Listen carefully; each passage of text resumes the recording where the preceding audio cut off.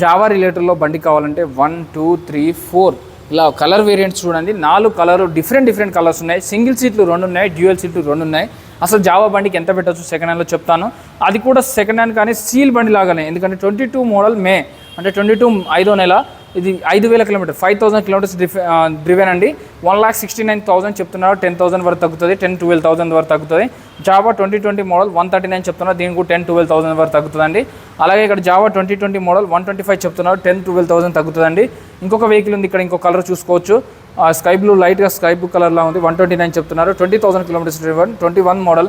దీనికి కూడా 12,000 వరకు తగ్గుతుందండి. 4 వెహికల్స్లో ఏదైనా తీసుకోండి. మేము మన వీడియో చూపించండి, యూట్యూబ్, ఫేస్బుక్, ఇన్స్టాగ్రామ్. 12,000 తగ్గుతుందండి.